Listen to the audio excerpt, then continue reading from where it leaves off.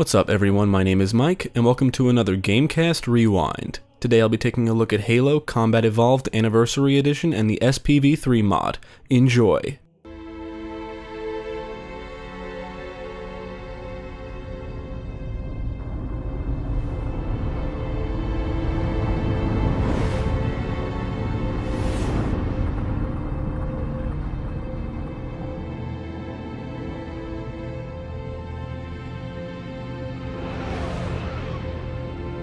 The Halo series and I have somewhat of a long history. I was 12 when the original game came out, and it always appealed to me because I love science fiction, I love aliens, I love shooting shit, and Halo has all these things, so it just looked really awesome to me. I never owned an Xbox when it was in its prime, so I missed out. Halo was a launch title for the Xbox, and I can remember everybody on the school bus was talking about it. Needless to say, I was a little jealous. I did acquire the PC version later down the line, I think after Halo 2 came out, and eventually the Xbox version several years later. At the time, I only got so far, but never did beat it. I didn't actually beat the game until well after Halo 3 came out. Funnily enough, I beat the trilogy in reverse order. As of this review, I've beaten every main game in the series except Halo 5, and that's because I burnt myself out on the series. Several years ago, I was playing the games non-stop to the point I just got tired of the entire franchise. To be clear, I didn't hate the games, I was just tired of it.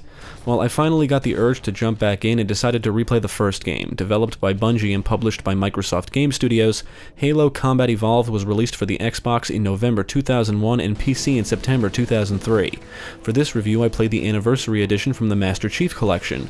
Developed by 343 Industries and published by Saber Interactive, the Halo Combat Evolved Anniversary Edition was released for Xbox 360 in November 2011 and is an HD remaster of the original game. This was included in the Master Chief Collection, which was released in November 2014 for Xbox One.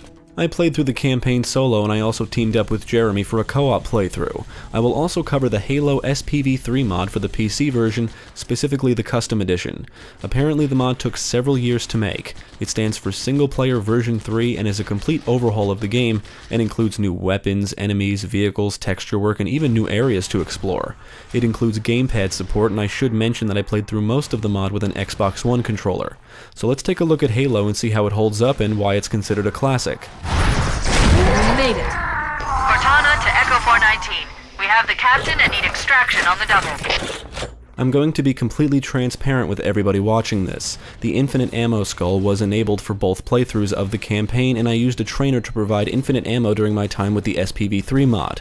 Deal with it. The original game didn't include skulls, but they were added in the Anniversary Edition. In the Master Chief Collection, most skulls for all games are already unlocked, and can be activated from the main menu. In the other games, skulls were legit collectibles that could be found hidden throughout the environments, and basically act as gameplay modifiers when activated. Most of them make things more challenging, minus the infinite ammo skull and a few others. You're also scored throughout the campaign based on your performance. Killing different enemies rewards you with different amounts of points, and you can earn medals for unique kills and kill streaks. However, some skulls are considered non-scoring, like infinite ammo for example, and disable mission scoring altogether. The SPV3 mod includes its own set of skulls that can be activated from the pause menu, and all of them just make the game harder. They're perfect for sadists. Now, playing on the legendary difficulty can be challenging enough, and I've beaten this game so many times that I actually find it more enjoyable with infinite ammo, at least on this particular difficulty mode. I've beaten this legit on legendary in the Xbox version, again on 360, again on 360 with a friend, the Anniversary Edition with Jeremy, and I even beat this iteration for the Master Chief Collection with Jeremy on Legendary shortly after it came out. The enemy AI, arsenal, and difficulty are some of the reasons why I prefer to use infinite ammo, all of which will be discussed in this review. Halo includes 4 difficulty modes: Easy, Normal, Heroic, and Legendary. The SPV3 mod includes an additional difficulty called Noble, and believe it or not, I think the SPV3 mod may be even more challenging than the vanilla game. I had to use a trainer to provide infinite ammo because from what I researched, the mod explicitly disables cheats for technical reasons. Regardless, even with infinite ammo, I still got my ass handed to me several times. I also want to point out that this mod includes terminals scattered throughout the environment similar to the terminals found in the Anniversary Edition, which provide information and lore. The terminals in the Anniversary Edition for Xbox 360 provided information and I think insight on Halo 4, if I remember correctly. The terminals make a return here but immediately take you to the Xbox store. Unfortunately, the firefight mode does not make a return and that's just fucked up. Granted, I think it was only one map for Halo Anniversary on 360, but ODST had multiple firefight maps, and I think the mode was removed altogether, but I haven't played it yet on Xbox One.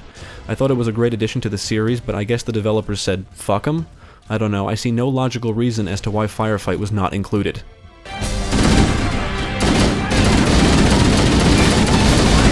Master Chief can run, jump, crouch, perform a melee attack, can only carry 2 weapons at a time, and is always equipped with a flashlight that can be toggled on and off.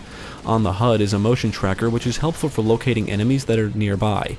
That is until you encounter the Flood, since they just kind of overwhelm the tracker.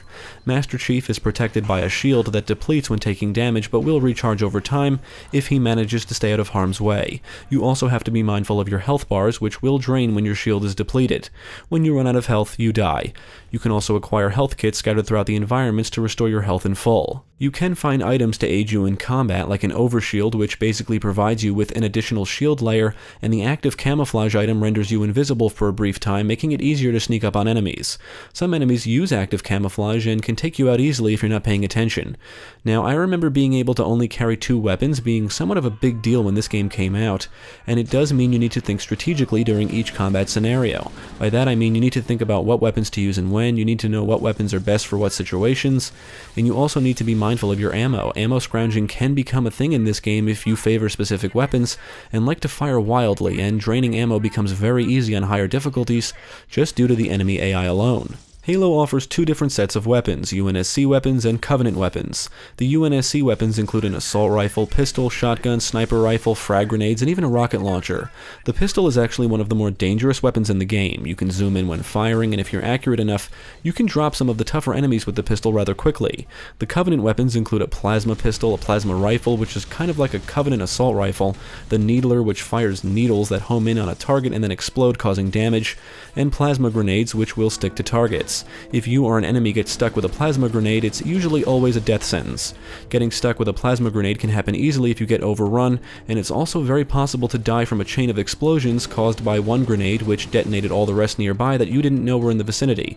That can actually be really annoying, so you need to pay attention to your surroundings. The SPV3 mod includes revamped existing weapons, some with alternate fire modes, and an entire roster of new weapons including weapons seen in future games.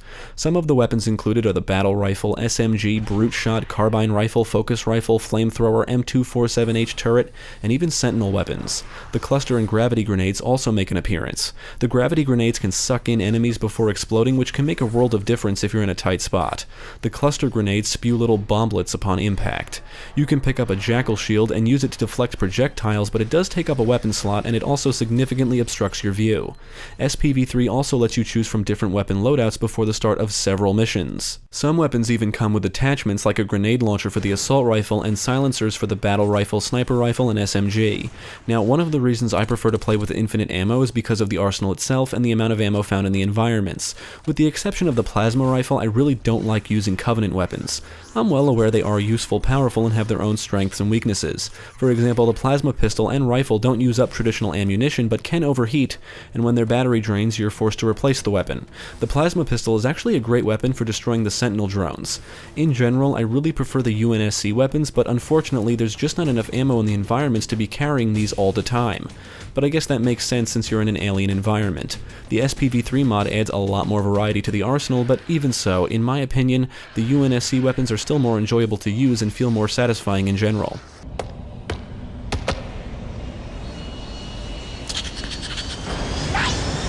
The Covenant and the Flood are the 2 factions you'll be engaging throughout the campaign. The Covenant enemies consist of grunts, which are these little creatures wielding plasma pistols and needlers.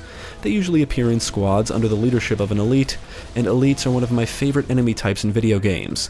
They're these tall creatures with 4 mandibles for a mouth, wield plasma rifles, and are extremely fast and agile. I just love their design. Some areas include elites that are in active camouflage, meaning they're invisible, and some even wield energy swords, a weapon that can kill you in one strike. It's a rather cheap weapon that you cannot acquire. The SPV3 mod includes additional elites with energy swords, so you'll always need to be alert. Elites are also protected by a shield similar to the Master Chief. Jackals are small creatures that carry a shield that can deflect most human ballistics. They can be a pain in the ass since they normally have excellent aim, and if an elite doesn't kill you, it's because a jackal did. Hunters are big tank-like alien creatures that always appear in pairs and wield plasma cannons that can destroy you rather quickly if you're not careful.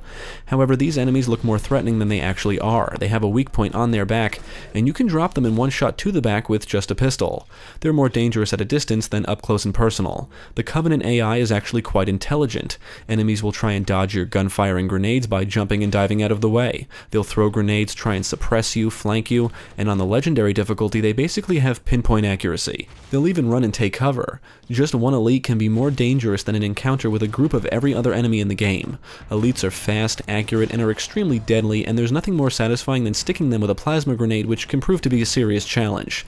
They'll be jumping all over the place, dodging left and right, hiding behind cover, waiting for their shield to recharge, and can basically extend the length of most encounters just because of how difficult they can be to take down. Furthermore, I believe their color signifies their rank. Actually, if you're interested in Halo lore, the Covenant hierarchy gets pretty involved the further you get into the series. Anyway, when you do kill an elite, its squad of grunts may be running around screaming in confusion and fear due to the loss of leadership, and it can be humorous to watch. Now, as smart as the Covenant can be, when you're shooting from a distance with a long-ranged weapon, they will often show signs of stupidity, like running back and forth while still remaining exposed, or sometimes not moving at all, allowing themselves to be shot repeatedly. But even then, they can still shoot you with ridiculous accuracy once you're detected. There's a few sequences where you get ambushed, meaning enemies will not only be in front of you but also behind you, and that could mean bad news if you're low on health and playing on the higher difficulties. There are some areas where it seems like the enemies endlessly spawn, mainly in areas towards the end of the game. For example, the Flood emerging from Liquid and elites surrounding the Banshees, both in the mission Keys. I'm really not sure if you can kill them all or if it truly is endless enemy spawning, but I'm pretty sure I engaged every enemy I encountered in these scenarios for about 10 or more minutes on my first playthrough before I decided to just make a run for my objectives, since they never seem to stop coming. The SPV3 mod not only increases the amount of enemies but also adds new enemies to the roster. The brutes are here and they act a lot like elites. They jump all over the place and many of them wield brute shots, and if you encounter a cluster, they can really fuck up your day. If you're up against multiple elites and brutes, you can expect a lot of trial and error gameplay, assuming you're playing on Legendary. Some areas just seem ridiculously difficult, and many times I just felt like it was almost impossible to succeed. You can easily be surrounded and overwhelmed by enemies and are just unable to avoid the onslaught of projectiles aimed right at your face. It may feel like there's never any good place to hide or take cover since you're always outnumbered and the enemies can easily flank you. Every combat encounter basically turns into a hectic war zone. I found myself often hanging back to pick off enemies one at a time because I realized that going in guns blazing normally leads to death. I also noticed that the enemies in the SPV3 mod seem to be slightly randomized. For example, I would die battling a group of elites, but when I got back to that area after respawning, I had to face brutes instead.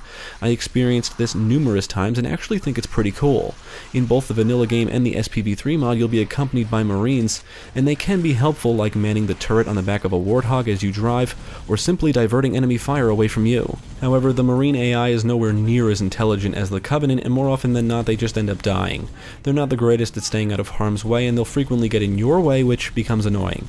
Now, one of the coolest things in the game is infighting. Late in the game, you'll approach areas where the Covenant and the Flood are battling it out, and in these scenarios, I find it best to just let the battle play out and then take out the stragglers. A lot of encounters in Halo involve you eliminating waves of enemies before you can proceed.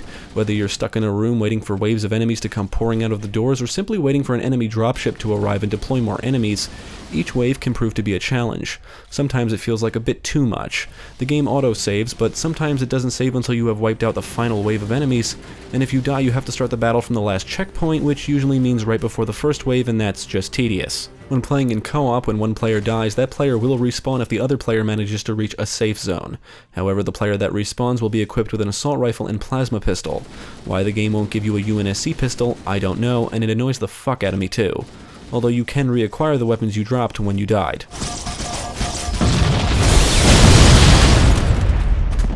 Now let me tell you a little something about the Flood. Let him have it!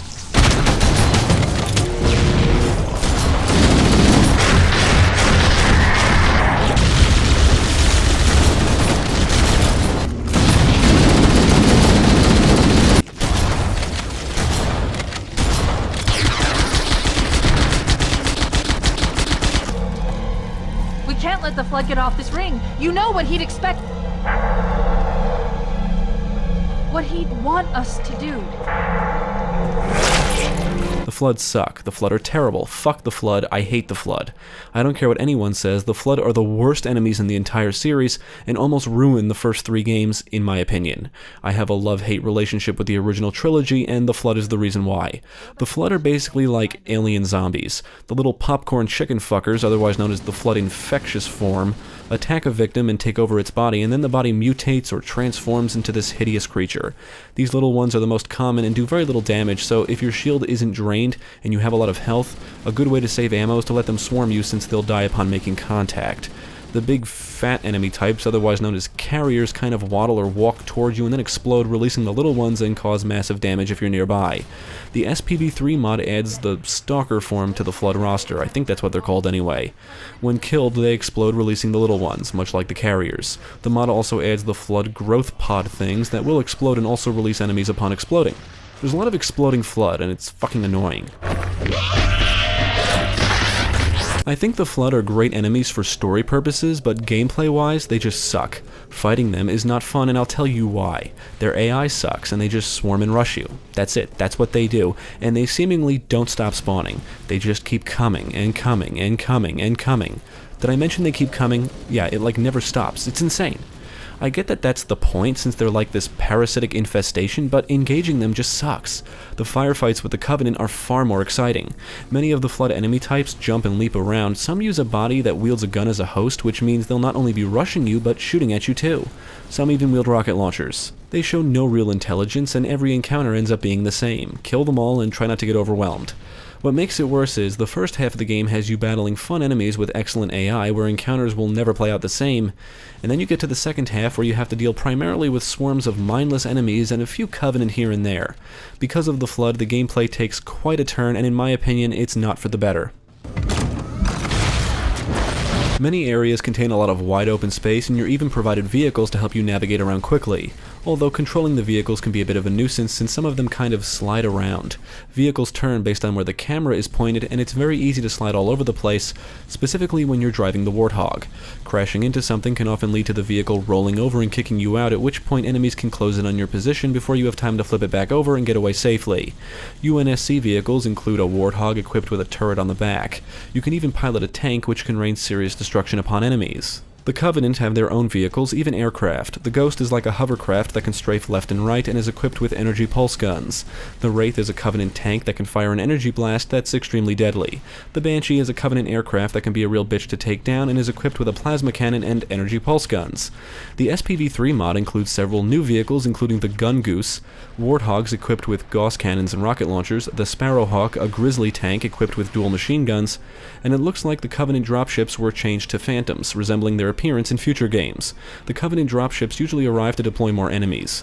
The mod even lets you hijack Wraiths. It also includes additional items to help you in combat and to alleviate some of the increased challenge. The Visual Intelligence System, Reconnaissance, abbreviated VISR, otherwise known as Visor, is basically taken from ODST and allows you to easily see in dark areas.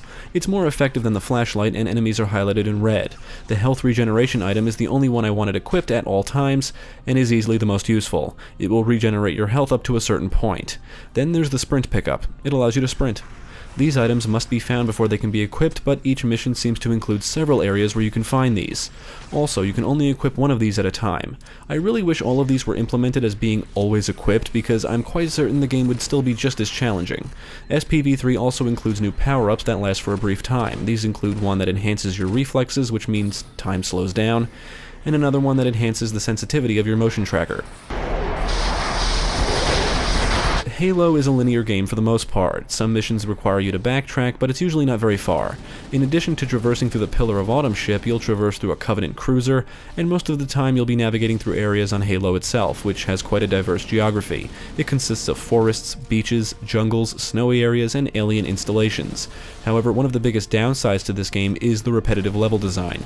The two missions, Assault on the Control Room and The Library, are the worst offenders. You'll traverse through the same looking hallways and rooms again and again and again and again and again. It's ridiculous. The Library is probably the worst because not only is it repetitive, but you're primarily fending off the Flood. It's a terrible mission. Easily one of the worst missions in the entire series.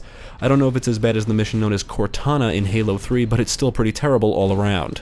Most objectives involve you going from point A to B to activate something. You have to escort Captain Keyes during one mission, and that becomes tedious since the friendly AI doesn't always act intelligently, and if Keyes dies, it's an immediate mission failure.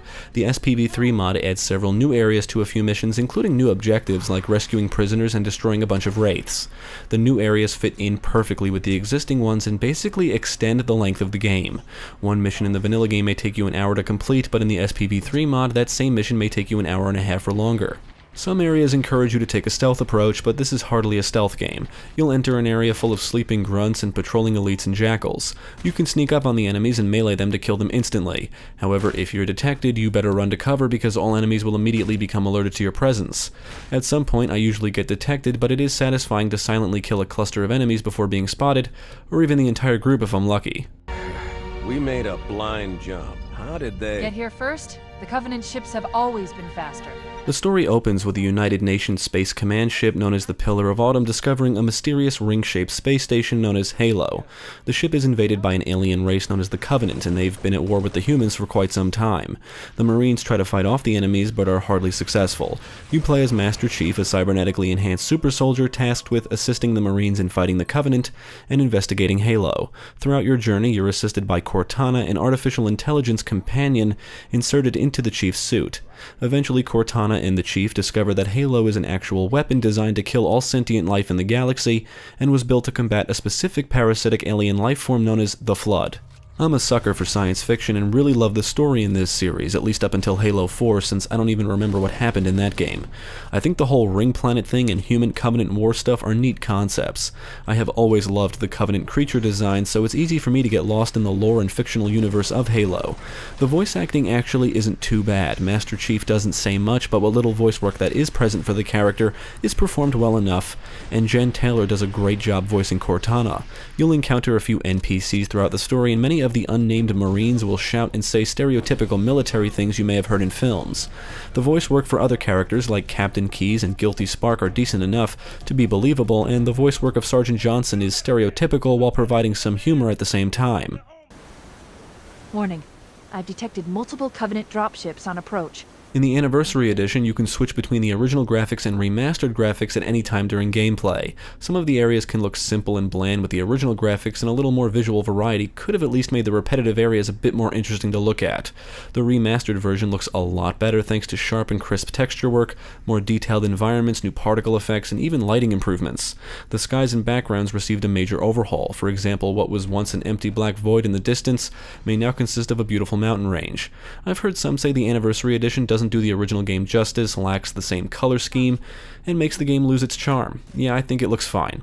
I've played the original game quite a bit, and the Anniversary Edition still looks and feels like Halo to me. I guess you could say the SPV3 mod doubles as an HD remaster as well, although it doesn't look quite as good as the Anniversary Edition. Still, it looks incredible, complete with HD textures, new enemy models, many of which resemble their appearance in future games, and even awesome looking particle effects. The mod also adds a good amount of detail to make the environments more interesting. Little alien creatures populate outdoor areas, you'll come across impaled Marines, vehicles will visibly reflect damage, and you can even shoot the helmets off of brutes.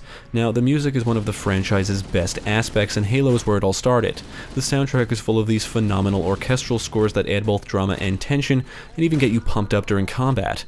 The music isn't constantly playing and only kicks in during combat or major events, which in turn helps the soundtrack stand out. The SPV3 mod includes all new or remixed tunes that perfectly complement the gameplay. The sound effects aren't too bad, although the sounds of dialogue during cutscenes could be a bit louder. Enemies will scream and groan, the weapon fire could be better, some weapons sound better than others, but the Covenant weapons do all have a nice sci-fi sound. When you're in an action-packed scenario with Marines and Covenant battling it out, you'll hear gunfire in the distance, bullets and plasma shots whizzing past your head, and booming explosions followed by screams of agony. An active war zone is no joke in Halo, and the sound effects do a great job emphasizing that intense action-packed feeling. The SPV3 mod includes new weapon sound effects, all of which sound awesome and powerful, and there's even new dialogue to accompany the new objectives and areas. I don't know if it's cut content or newly recorded, but it fits in seamlessly with everything else. As for the performance, the Anniversary Edition runs very smoothly when viewing the original graphics, but the frame rate will dip off and even heavily in some areas when playing with the remastered visuals in co-op. During my solo time, it was fast and smooth for both presentations. I should mention that as of this review, I played this on an Xbox One X before any enhancements, and I played co-op with Jeremy on a standard Xbox One.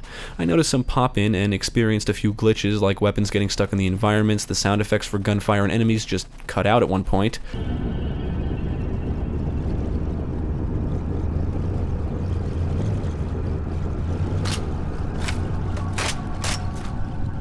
But there was nothing game-breaking. Now, the SPV3 mod ran fine most of the time, but definitely has some bugs. It crashed on me 4 times, I noticed some frame rate stuttering during some of the cutscenes, the frame rate dipped heavily during one specific segment in the library, but only for a brief time, I saw enemies stuck in mid-air, muzzle flashes would randomly disappear and then reappear, and I also noticed enemies stuck in the environments, but it wasn't often. Oh, I see. The coordinate data needs to be... Right. Sorry. I love Halo's story, I love the gameplay, but the game itself has problems. I absolutely despise the Flood, and the level design in the vanilla game is insanely repetitive. However, I would say there's a lot of positives here too, and for its time, the game was quite revolutionary in many respects. Playing on Legendary can prove to be quite a challenge. There's a lot of instances where I would approach areas with only 1 or 2 health bars, and have to deal with multiple elites and squads of enemies, and the elites alone can put you down quickly. I'm grateful for future games that did away with the health bar aspect in favor of just shield and health regeneration. The Covenant enemy AI is one of the best parts of the game, and is one of the reasons I would revisit the series often. Every enemy encounter will be different each time you play, even if you die and have to restart a battle. I enjoy the Covenant enemy designs, the lore, and universe. Playing cooperatively with a friend is a lot of fun, and does help reduce some of the difficulty when playing on Legendary, although, if you're not playing with infinite ammo, you'll need to be mindful of weapons and ammo in the environment since you'll have to share it all. Now, I have to say, the SPV3 mod is one of the greatest mods for a game I've ever experienced, despite some technical issues. It's ambitious, sticks to the lore of the franchise, and is an all-around amazing piece of work. I would go as far as to say that it's better than the vanilla game. The new areas and objectives not only extend the length of the game, but also fit in seamlessly with existing areas and offer new challenges to overcome. The new weapons, enemies, and vehicles are all welcome additions. Although even with the new items and weapons, I think the difficulty could use a bit more balancing because some encounters can really become insanely hard. Most of the time I died because I was just overwhelmed, whether it be by multiple elites or brutes, or a combination of both. Halo isn't like Doom, where you can carry all of the weapons, stock up on tons of ammo, and can just plow through most enemies with the right firepower. Even though the Master Chief is a super soldier of sorts, he still proves to be quite fragile. You'll need to conserve ammo, you can only carry 2 weapons at a time, the enemy AI is actually smart, and it can be very easy to get overwhelmed and killed. With all of that said, Halo is a fun action-packed sci-fi experience, and SPV3 is my new go-to mod for the PC version. Ultimately, I would definitely recommend Halo if you're a fan of science fiction, first-person shooters, or action games in general. I have no real issues with the Anniversary Edition when compared to the original, and would say it's the definitive version of the vanilla game. I've heard some say the Anniversary Edition's new graphics don't capture the Halo look and feel. I disagree, but whatever. And you can always switch between the visuals at any time during gameplay, so you're not forced to live with either presentation. Now, if you have a capable PC, I'm eager to say skip the vanilla game and immediately install the SPV3 mod. I don't usually say this word often, but the mod is truly epic. That's the best way to describe it. It expands the game in so many ways while still managing to keep it true to the original. A lot of care and work was put into it, and the creators basically took some of the best elements of future games and just packed it all into the original, but it's not overstuffed. I would say everything but the difficulty is balanced properly to accommodate all of the new additions. But as eager as I am to recommend skipping the vanilla game, if you never played it before, you really should play the vanilla game first. You'll appreciate the mod a lot more, believe me. Even though I find half the game to be mostly shitty, that's more or less due to the Flood, which I know some people really enjoy, and if that sounds like you, well, more power to you. The SPV3 mod, while it doesn't eliminate the Flood altogether, unfortunately, it resolves many issues I had with the overall design, making the game a far more enjoyable experience. Halo was a big step for first-person shooters and is responsible for how many future shooters would be designed, and is often hailed as one of the greatest games of all time. My hatred of the Flood is subjective, and even still I keep returning to the game, so I can't say I hate it, and I would agree that as a whole it's a fantastic first-person shooter that everyone should experience. Scanning. Thanks for tuning in, I hope this video proved helpful. Stick with GameCast for more quality content, including the latest gaming news, podcasts, let's plays, and even more reviews. Be sure to check out my channel, Gaming Pastime, for new game reviews released every week. My name is Mike, and I thank you for watching. Halo. It's finished. No. I think we're just getting started.